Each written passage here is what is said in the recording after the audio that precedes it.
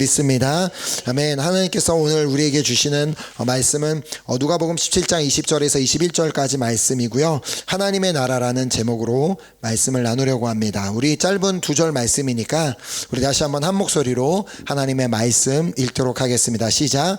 바리새인들이 하나님의 나라가 어느 때에 임하나이까 묻거늘 예수께서 대답하여 이르시되 하나님의 나라는 볼 수 있게 임하는 것이 아니요 또 여기 있다 저기 있다고도 못하리니 하나님의 나라는 너희 안에 있느니라. 아멘. 아멘. 아마 이렇게 그 사복음서를 다 읽어보셨겠지만 그 사복음서를 읽는 가운데 가장 많이 등장하는 단어가 있다면, 그 단어 중에 하나가 있다면 바로 이 하나님의 나라일 것입니다.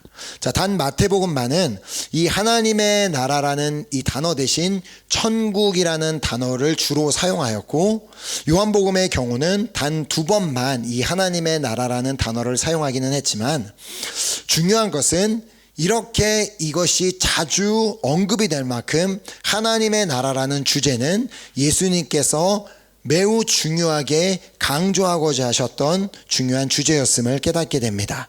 자, 그래서 마가복음 1장에 보면 예수님께서 처음으로 이제 공식적으로 그 사역을 시작하시면서 복음을 전파하시는 장면을 기록하고 있는데, 15절에 보면 1장 15절에 이르시되 때가 찼고 하나님의 나라가 가까이 왔으니 회개하고 복음을 믿으라 하시더라. 그러니까 예수님께서 하나님의 나라가 가까이 있음을 이렇게 선포하시면서 그렇게 사역을 시작하셨음을 보게 됩니다. 자, 또한 누가복음 4장 43절을 보게 되면 예수님께서는 당신이 하나님의 나라의 복음을 전하기 위해 이 땅에 오셨다라고, 내가 이 땅에 온 목적이 바로 하나님의 나라를 전하기 위함이다라고 말씀하시는 장면을 보게 됩니다. 누가복음 4장 43절에 예수께서 이르시되 내가 다른 동네들에게서도 하나님의 나라의 복음을 전하여야 하리니 나는 이 일을 위해 보내심을 받았노라 하시고, 자, 그래서 예수님께서는 정말 이 땅에 오신 목적이 바로 이 하나님의 나라의 복음을 전하기 위해서,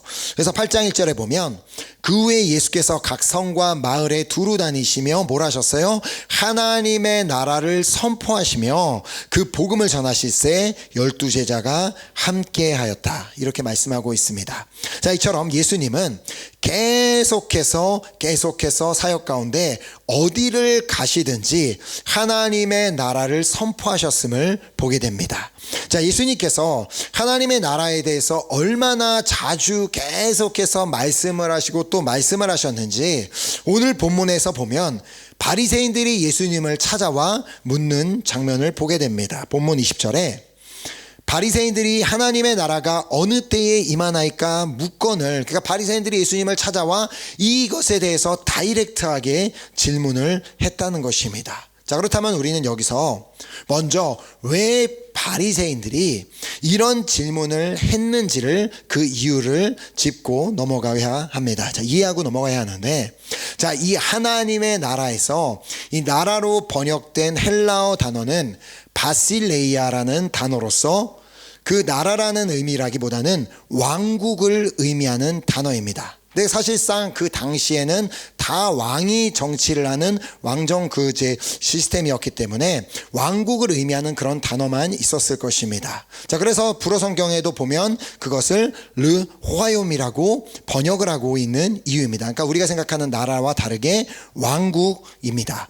그러니까 바리새인들이 예수님을 찾아와 하나님의 나라가 어느 때에 임하나이까라고 물었던 이유는 계속해서 예수님께서 말씀하시는 그 하나님의 바실레이아가 정말 실제로 이 땅 가운데 세워지게 될 어떤 하나님의 나라라는 그런 생각을 가졌기 때문이었습니다. 실제로 유대인들은 메시아가 오실 것을 기다리고 있었고, 메시아가 오셔서 이 땅의 왕이 되어서 저 로마 제국을 다 물리치고 하나님의 나라를 세울 거라 그렇게 생각했기 때문입니다.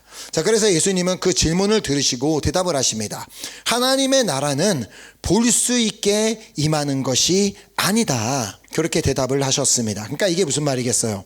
지금 예수님께서 말씀하시는, 계속해서 하나님께서 말씀하시는 하나님의 나라, 하나님의 바실레이아는 당시에 존재하던 여러 다른 왕국들과 같은 모습으로 세워지게 되는 그런 나라를 말씀하고 계신 것이 아니었다는 것입니다.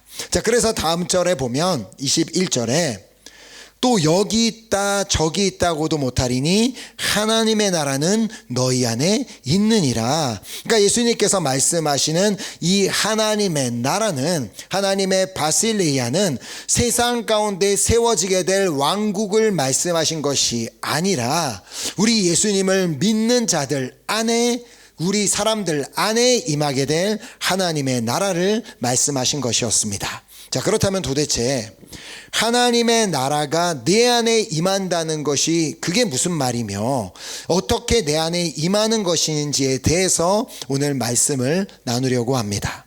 자, 우리가 다시 헬라어 단어 이 바실레이아로 돌아가서 이렇게 본다면, 당시 왕국들은 오늘 나라들처럼 분명한 국경선이 있었던 것이 아니었습니다. 우리가 뭐 이렇게 구글 지도나 이런 데서 보면 나라들마다 분명한 국경선이 있는데 당시에는 이런 국경이 존재할 수가 없었습니다. 자, 그런데 이제 그 왕국 간의 그 경계선이 구별될 수 있는 방법은 그 왕국에 속한 백성들로 인해서 가능했습니다. 자, 그러니까 이게 무슨 말이냐면, 예를 들어 지금 A 왕국과 B 왕국이 있다면 그 두 왕국을 구분하는 방법은 그 두 왕국 사이에 살고 있는 어떤 이제 그 한 사람이 나는 A 왕국의 왕의 다스림을 받는 사람입니다라고 그 사람이 그렇게 말을 하면 정말 그곳까지가, 그 사람이 살고 있는 그곳까지가 A 왕국의 그 영토가 되는 것이고, B 왕국에서도 마찬가지로 나는 B 왕국의 그 왕의 다스림을 받는 사람입니다라고 말하고 있는 그 사람이 사는 곳, 그곳까지가 B 왕국의 영토가 되는 것이었습니다. 자, 다시 말해 내가 지금 어떤 왕의 다스림을 받고 있느냐에 따라서 지금 내가 살고 있는 곳이 A 왕국이 될 수도 있고 B 왕국이 될 수도 있었다는 말입니다. 자, 그렇다면 이런 의미로 봤을 때 내 안에 하나님의 나라가 임한다라는 말의 의미가 무엇이겠습니까? 내가 지금 하나님의 다스림을 받고 있다면 지금 내 안에는 이미 하나님의 나라가 임했음을 의미하는 것입니다.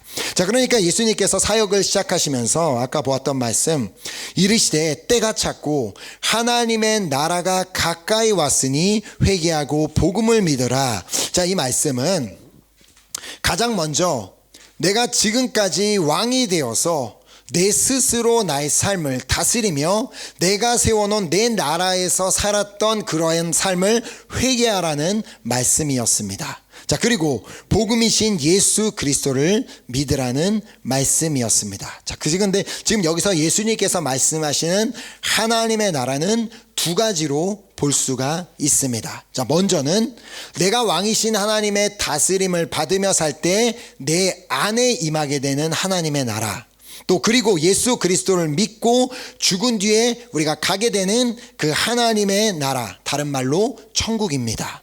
자, 그러나 뭐 결국은 같은 말입니다. 같은 하나님의 나라가 존재할 뿐이지 뭐 하나님의 나라가 여기도 있고 저기도 있고 그런 것이 아닙니다. 자, 그러니까 왕이신 하나님의 다스림을 받으며 사는 사람은 이 땅에서도 하나님의 나라를 누리면서 살게 되고 또 죽어서도 하나님의 나라에서 살게 된다는 말입니다.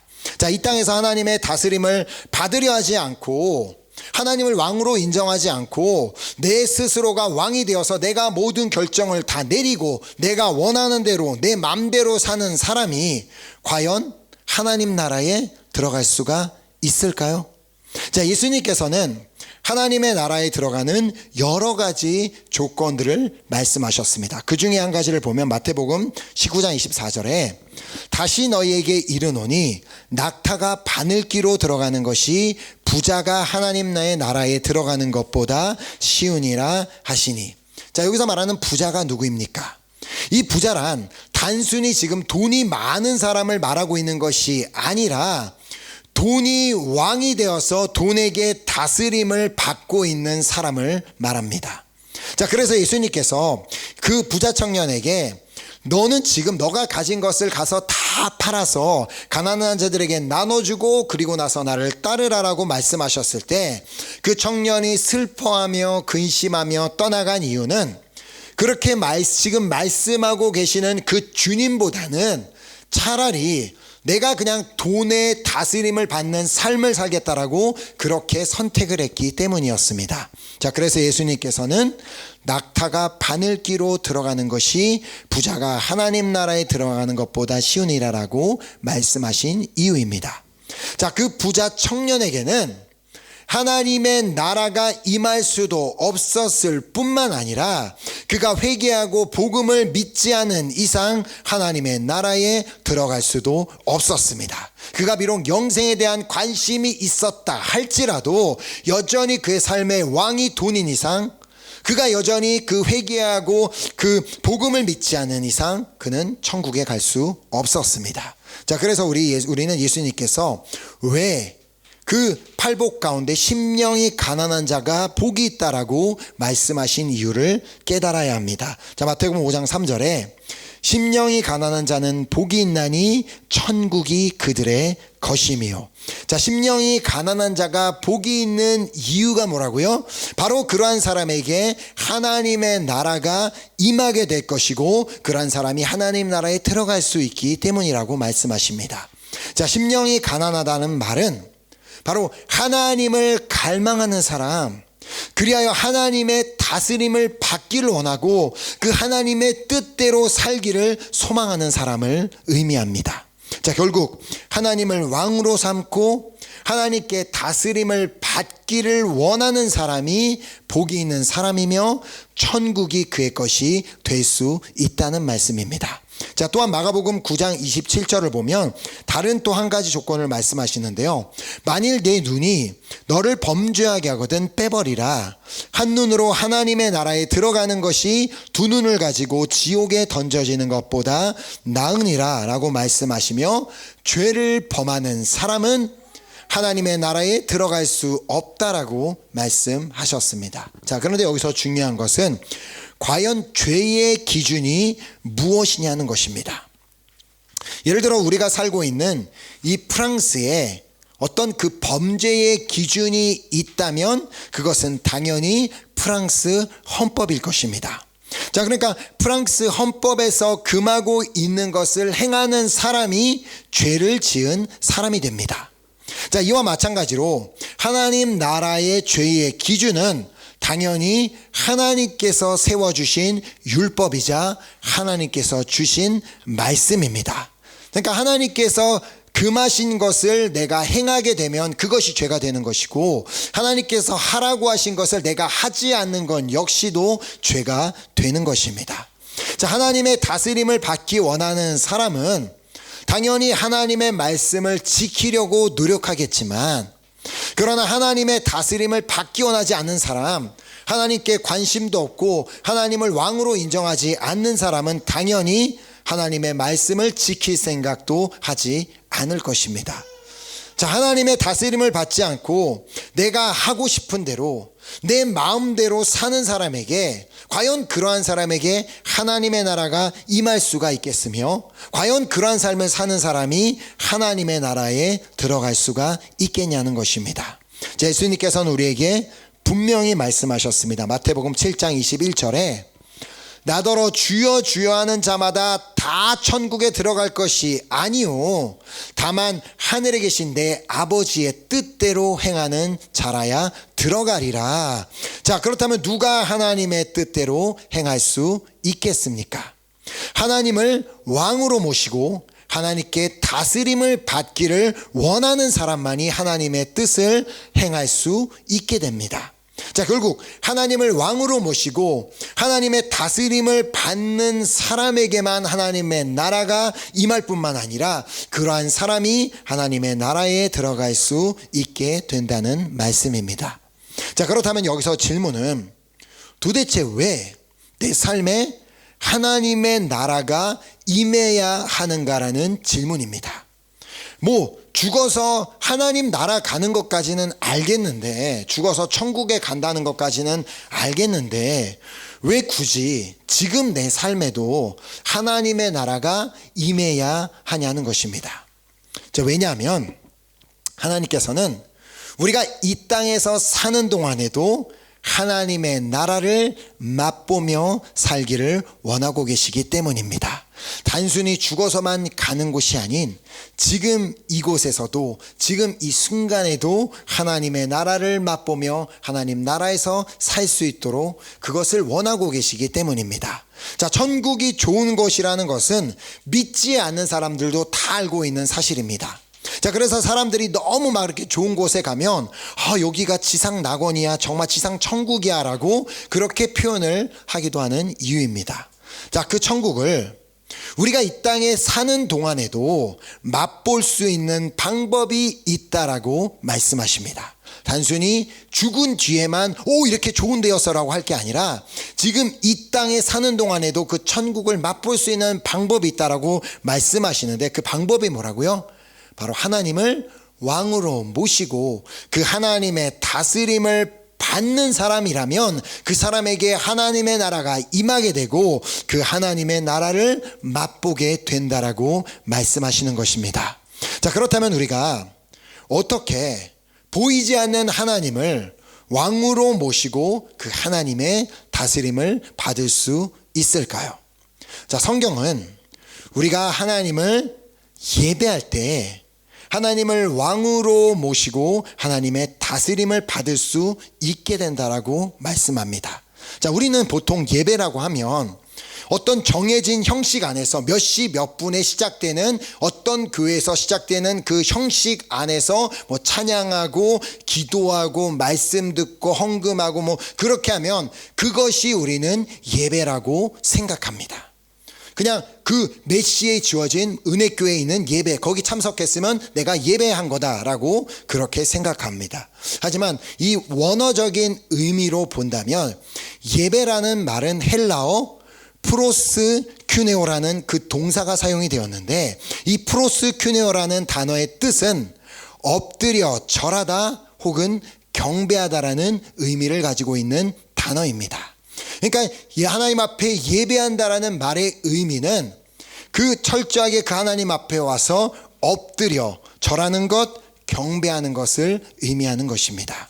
마치 뭐 이렇게 우리나라 전통적으로 뭐 제사를 드릴 때 그 제사상 앞에 절하는 것처럼 그것이 바로 그렇게 행하는 것이 예배라는 것입니다. 자, 그렇다면 우리가 보통 엎드려 절한다고 할 때 과연 누구에게 엎드려 절하겠습니까? 특별히 이 성경이 기록된 이 시절엔 아무한테나 절할 수 있는 것이 아니라 오직 왕이나 하나님께만 엎드려 절할 수 있었습니다. 자, 그렇다면 그 하나님 앞에 이 엎드려 절하다, 프로스큐네오라는 단어를 사용했다면 그 의미가 무엇이겠습니까? 예배한다는 것 자체가 바로 하나님이 나의 왕이심을 인정하며 그 왕이신 하나님 앞에 엎드려 하나님을 경배하는 것을 의미하는 것입니다. 자, 예배 시간은 바로 하나님 앞에 나와 하나님 앞에 엎드려서 그 하나님을 높이는 시간, 그 하나님을 찬양하고 그 하나님을 경배하는 시간입니다.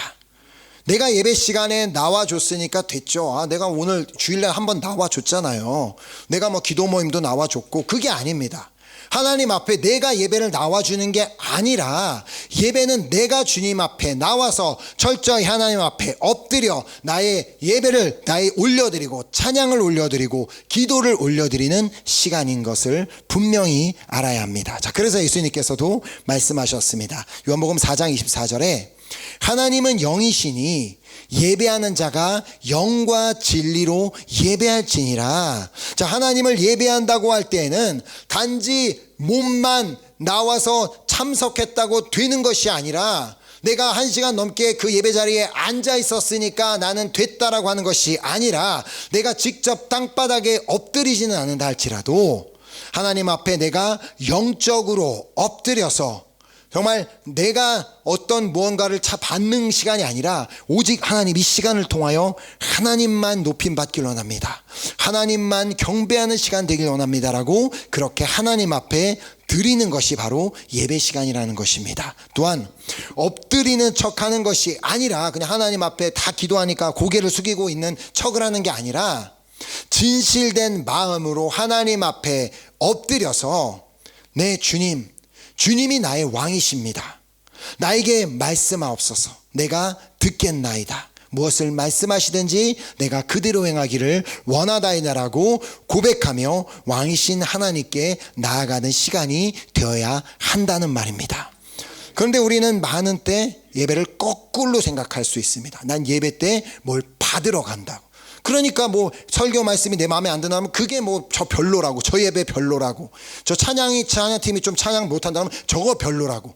예배에 대한 개념이 완전히 잘못됐기 때문에 예배는 내가 뭘 받고 하는 시간이 아니라 그냥 하나님 앞에 철저히 엎드려 드리는 것이 예배 시간입니다.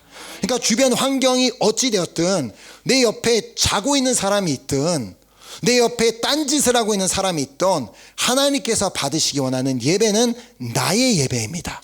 내가 그 하나님 앞에 엎드려 내가 그 하나님을 높이고 그 하나님을 경배하고 그 하나님께 찬양하는 그것이 바로 예배라는 것입니다. 자, 또한 이러한 예배 시간뿐만 아니라 나의 집에서도 마찬가지로 왕이신 하나님 앞에 그렇게 엎드려 절해야 합니다. 하나님 앞에 집에서도 하나님은 나의 왕이십니다. 그래서 어디에 가든지 어디에 있든지 하나님 앞에 영적으로 엎드려서 주님이 해야 될 일을 내가 주님 앞에 가르쳐드리는 게 아니라 주님, 오늘 내가 어디 가니까 당신이 다 지켜주시고 보호해 주시고 다 문제 해결해 주시고 그러니까 자꾸 하나님한테 삐지는 겁니다. 하나님이 안 들어주신다고, 내 기도 안 들어주신다고. 순서가 잘못돼서 내가 왕이고 하나님이 종인 것처럼. 아닙니다. 하나님이 왕이고 내가 종이기 때문에 나는 그 하나님 앞에 엎드려서 주님, 오늘 내가 주님께서 나에게 무엇을 원하십니까?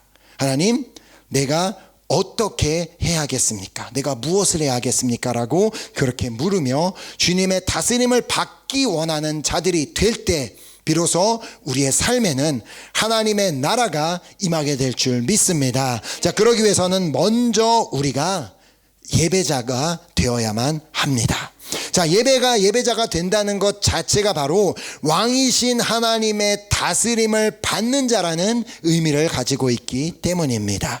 자, 그래서 제가 이 말씀을 준비하는 가운데 그렇게 문득 이제 들어온 생각, 한 가지 이제 소망이 생겼는데, 한번 우리 모두가 다 속한 분야가 다 다른데 그 분야에서 내가 최고의 예배자가 되어보겠다라는 그 결단을 했으면 좋겠습니다. 자, 물론 우리 각자가 속한 분야에서 최고가 되는 것도 너무나 좋습니다. 내가 있는 그 분야, 뭐 전공 분야, 내 직장에서 뭐 최고가 되는 거 너무나 좋겠지만 그보다 먼저 우리 각자가 우리가 속한 분야에서 최고의 예배자가 되어보리라라는 그 소망을 우리가 한번 품어봤으면 좋겠습니다. 자, 예를 들어 저의 경우도 뭐겠어요? 주님, 나는 목사들 중에서 최고의 예배자가 되기를 원합니다 라는 이런 소망을 제가 품을 수가 있고, 학생은 주님, 내가 내 학교에서 내 전공 분야에서 최고의 예배자가 되어보겠습니다라고 그러한 소망을 품을 수 있습니다. 뭐 직장인들도 마찬가지입니다. 나는 내 직장에서 최고의 예배자가 되어보리라. 그 직장에서 최고의 연봉을 받는 사람, 최고 똑똑한 사람은 안 된다 할지라도 내가 직장에서 한번 내가 최고의 예배자는 되어보겠습니다라고 결단할 수 있고, 내가 속한 분야가 어디든 그것이 뭐 언론이 되었던 여행업이 되었던 뭐 예술 분야가 되었던 음악 분야가 되었던 내가 속한 그 분야에서 한번 최고의 예배자가 되어보리라 라는 그 결단이 우리가 세웠으면 좋겠습니다. 우리가 여행자라 할지라도 내가 전 세계 모든 여행자 중에서 최고의 예배자가 되어보리라 라는 그 결단을 한다면 하나님께서 너무나 기뻐 받으시지 않겠습니까? 자, 가정주부도 마찬가지입니다. 전 세계에 수없는 가정주부들이 있지만 나는 한번 그 수많은 가정주부들 중에서 최고의 예배자가 되어 보리라. 자, 이 결단을 하나님께서 기뻐하시는 줄 믿습니다. 자, 우리 모두가 이 소망을 품게 된다면 우리 모두에게는 반드시 하나님 나라가 임하게 될 줄 믿습니다. 아멘. 자, 그렇다면 도대체 왜 우리 안에 그 하나님의 나라가 임하는 것이 그토록 중요한가라는 질문을 하게 됩니다. 자, 사도 바울은 우리가 이 땅에서 체험하게 될 하나님의 나라가 무엇인지를 로마서에서 이렇게 설명합니다. 로마서 14장 17절에 하나님의 나라는 먹는 것과 마시는 것이 아니요 오직 성령 안에 있는 의와 평강과 희락이라. 자, 그러니까 하나님의 나라는 우리가 일반적으로 생각하는 그런 사람들이 먹고 마시는 그런 나라의 개념이 아니라 오직 성령 안에서 누리게 되는 의와 평강과 희락이라는 말입니다. 자, 왕이신 하나님을 예배하는 삶을 사는 그 예배자에게 하나님의 나라가 임하게 되고 하나님의 나라가 임할 때 얻게 되는 세 가지 축복이 있다라고 말씀하고 있습니다. 자, 먼저 하나님의 나라가 임할 때 얻는 첫 번째 축복은 의입니다. 자, 여기서 말하는 의란 세상이 말하는 그런 정의와는 다릅니다. 세상에서도 정의 그러는데 그런 개념과는 전혀 다릅니다. 성경이 말하는 의란 왕이신 하나님 앞에서 살아가며 그 하나님의 뜻에 맞는 삶을 살아가는 것, 그것이 의입니다. 자, 하나님의 나라가 우리 안에 임하게 되면, 우리가 예배자의 삶을 삶으로 말미암아 하나님의 나라가 임하게 되면 그때 우리는 자연적으로 세상에서 소금과 빛의 역할을 감당하게 되는 것입니다. 자, 다윗의 고백을 한번 보면 시편 15편 1절 2절에 여호와여 주의 장막에 머무를 자 누구 오며 주의 성산에 사는 자 누구 오니까 정직하게 행하며 공의를 실천하며 그의 마음의 진실을 말하며. 자, 하나님의 나라가 우리 안에 임할 때 우리 스스로는 도무지 불가능하지만 성령님의 도우심으로 말미암아 우리가 정직하게 행하며 공의를 실천하며 우리의 마음의 진실을 말하게 되는 그러한 역사가 일어나게 된다는 말입니다. 자, 이러한 역사가 정말 여러분들 삶 가운데 일어나기를 소망하신다면 정말 하나님의 나라가 임할 수 있도록 먼저 정말 진정한 예배자가 되기를 소망해 보시기 바랍니다. 자, 또한 하나님의 나라가 임할 때 우리가 받는 두 번째 축복은 평강입니다. 자, 우리 왕이신 주님께서는 우리에게 평강을 주기를 원하십니다. 자, 그래서 요한복음 14장 27절에 예수님이 말씀하시죠. 평안을 너희에게 끼치노니 곧 나의 평안을 너희에게 주노라. 내가 너희에게 주는 것은 세상이 주는 것과 같이 아니하니라. 너희는 마음에 근심하지도 말고 두려워하지도 말라. 자, 오직 하나님의 나라의 백성들만이 누릴 수 있는 축복이 있다면 그것은 우리 왕이신 예수님께서 주시는 평안입니다. 예수님을 믿지 않는 사람들은 받을 수 없는 축복, 이것이 바로 평안인데, 자, 우리의 마음에 있는 근심과 두려움을 우리 스스로는 해결할 방법이 없습니다. 잠깐 뭔가 다른 거를 하며 잠깐 동안은 잊어버릴 수 있지만 완전히 그것을 해결할 수는 없지만, 그러나 하나님의 나라가 우리에게 임하게 되면 그 주님의 놀라운 평강이 우리 마음에 있는 근심과 두려움을 다 덮어버리게 될 줄 믿습니다. 아멘. 또한 하나님의 나라가 임할 때 우리가 받는 세 번째 축복은 희락, 즉 기쁨입니다. 자, 하나님의 나라가 우리에게 임할 때 우리가 기뻐하게 되는 이유가 뭐냐면 우리에게 천국에 대한 소망이 생겨나기 때문입니다. 자, 그러니까 일단은 내 감정적으로도 변화가 있을 뿐만 아니라 정말 그 천국에 대한 그 소망, 내가 하나님 나라에 갈 수 있다라는 그 소망. 사실 많은 사람들이 죽음을 두려워하고 죽기를 싫어합니다. 죽기를 좋아하는 사람이 어디 있겠습니까? 다 죽지 않으려고 어떻게 해서든 오래 살려고 막 건강 챙기고 좋은 것 먹고 그러는데, 그러나 예수님을 믿고 왕이신 예수님의 다스림을 받는 예배자들이라면 죽음을 두려워할 이유가 조금도 없습니다. 왜냐하면 죽음 뒤에는 내가 이미 지금 이 세상에서 조금이나마 맛보면서 누리고 있던 그 하나님의 나라에 이제는 본격적으로 들어가 정말 영원히 주님과 함께 행복하게 살게 될 것이기 때문입니다. 자, 또한 우리에게 하나님의 나라가 임할 때 우리가 기뻐할 수 있는 이유는 우리 왕이신 하나님은 나의 모든 것을 다 아시고 나의 삶을 전적으로 책임지시는 분이기 때문입니다. 인간 세상의 왕은 백성의 모든 상황을 다 알 수 없습니다. 그러나 우리 왕이신 하나님은 우리 한 사람 한 사람의 정말 깊은 속사정까지도 다 아시는 분, 그리고 한 사람 한 사람에게 다 역사하실 수 있는 분이십니다. 자, 그래서 우리는 단지 그 은혜의 보좌 앞으로 나아가기만 하면 되는 것입니다. 자, 히브리서 4장 16절에 그러므로 우리는 긍휼하심을 받고 때를 따라 돕는 은혜를 얻기 위하여 은혜의 보좌 앞에 담대히 나아갈 것이니라. 아멘. 자, 보좌가 어디입니까? 보좌란 왕이 계신 곳. 바로 그렇기 때문에 오늘 이 자리에서 예배드리는 분들은, 모든 분들은 그 왕이신 하나님의 은혜의 보좌 앞에 나아가, 하나님의 왕 앞에 나아가 그 주님의 긍휼하심을 받고 또 때를 따라 돕는 은혜를 얻게 되시기를 간절히 소망하며 축복합니다. 아멘. 자, 그러기 위해서는 먼저 왕이신 하나님의 다스림을 받는 예배자가 되어야만 합니다.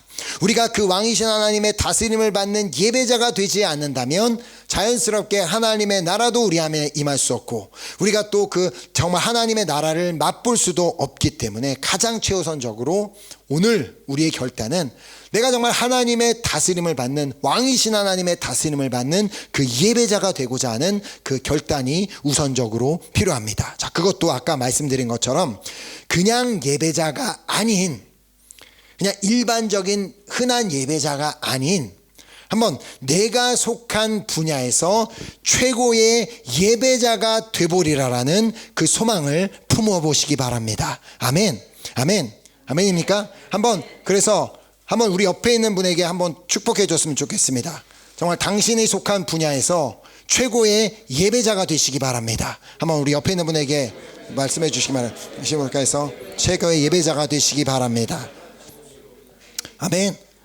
이거는 품을 수 있는 소망이잖아요. 우리가 분야에서 최고의 모든 사람이 유명한 셀럽이 될 수는 없어도 하나님 나라의 셀럽은 될 수 있습니다. 아멘. 아, 저놈 봐라, 저거 진짜 예배자네, 그러면서 하나님이 받으시는 그 분야에서 우리가 최고의 예배자는 될 수 있다는 것입니다. 자, 그리하여 우리의 삶에 하나님의 나라가 임함으로 말미암아 우리가 그렇게 예배자의 삶을 살아와서 하나님의 나라가 우리의 삶에 임함으로 말미암아 우리의 삶에서 의와 평강과 기쁨의 열매들이 풍성하게 맺혀지는 그 은혜와 축복이 있기를 예수 그리스도의 이름으로 축복합니다. 아멘. 아멘. 이 시간 이 결단을 가지고 우리 함께 찬양팀 나오셔서 우리 찬양 드리고 우리 결단하는 기도하는 시간 갖도록 하겠습니다. 오늘 우리가 함께 정말 이 받은 말씀을 기억하며 우리 오늘 한번 결단해 봤으면 좋겠습니다. 정말 내가 속한 분야의 최고의 예배자가 되어버리라. 나의 가정에서 최고의 예배자가 되어버리라. 내가 살고 있는 그 지역에서, 동네에서 최고의 예배자가 되어버리라. 그러기 위해서는 바로 이 고백이 우리의 삶에 있어야 됩니다. 주님이 나의 왕이십니다. 주님이 나의 왕이십니다. 내가 주님의 왕이 아니라 주님이 나의 왕이시기 때문에 나는 그 주님 앞에 엎드려 날마다 그 주님의 음성을 듣고 날마다 그 주님께 순종하는 삶을 살기 원합니다. 내가 오늘 예배자가 되기 원하오니 이 시간 나의 결단을 통하여 하나님 나라가 내 안에 임하게 되기를 간절히 소망합니다라는 그 소망을 담아 정말 우리 한번 이 시간 주님이 나의 왕이시라고 선포하며 우리 함께 찬양 드리도록 하겠습니다.